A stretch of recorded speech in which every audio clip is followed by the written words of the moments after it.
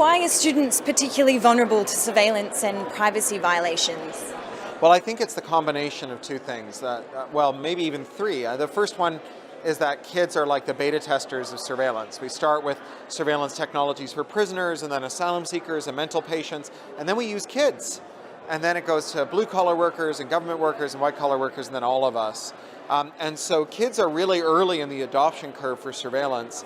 And a lot of what we do with kids to try and make them safe online also requires that we surveil them and means that we can't teach them good privacy habits. Like, you know, if we want to stop kids from looking at porn, we think we have to look at every click that they make, which means that we can't teach them how to use proxies to keep their network traffic safe, because that would defeat our porn filters.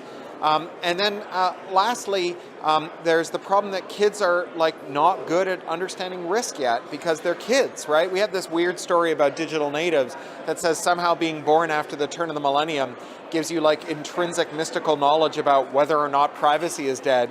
I think it's much more likely that kids have yet to develop a good risk appreciation, just like kids for the entire history of the human race. And as a result, they engage in risky behavior, and that behavior includes things that end up redounding on their privacy later on in life. And do you think there's a way for students to avoid this? Do you think it's maybe like an educational thing, or? Well, I think that we're up against the fact that all of the things that we can do to teach kids to be better at safeguarding their privacy, like using proxies, using cryptography, figuring out how their network is configured and tunneling out of it. All of those things run contrary to the primary safeguarding of kids in schools, which means that teachers can't teach it. And in fact, if they catch kids doing things to be more private, we're supposed to punish them. And so it's really tricky. Like, what can teachers do apart from throwing up their hands and saying, oh, we just need better policies? And the only thing I've been able to think of is at least you could teach kids to catalog the deficits with this system so they can think critically about it. Like, what's being underblocked, what's being overblocked, how is this interfering with their education? Teach them to do freedom of information requests to figure out what companies are providing the services and how much their school boards are paying for it. Learn how to research those companies, learn how to present that information effectively to your board, to your parent-teacher associations, to your government, so that at least you're teaching them to advocate for better policies, even as they labor under the bad ones. Yeah, I mean, that was my next question. I was going to ask, like, where does the responsibility lie with educators, and teachers to be able to kind of stop this before it happens? Well, I think that it would be unreasonable to think that teachers are going to risk their jobs by teaching kids to break the rules.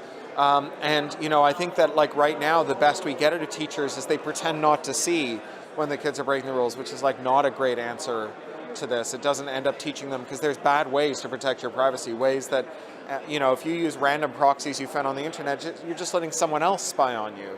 And so what we really need is for teachers to teach good privacy hygiene, and everything you could do to teach good privacy hygiene might get you fired. And so I think that what we can do then is maybe teach kids why we can't teach them, so that at the very least, kids can be advocates for better policy in the future. And a final question, what have you enjoyed most about your OEB experience? Well, it's exciting to see so many educators who really care about how technology can transform their classes and their relationship to students to make learning more active, more personalized. For me, as someone who went through alternative schools where all the emphasis was on kids designing their own learning, it's great to see computers being tools that, rather than regimenting our learning, allow for much more customization and personalization.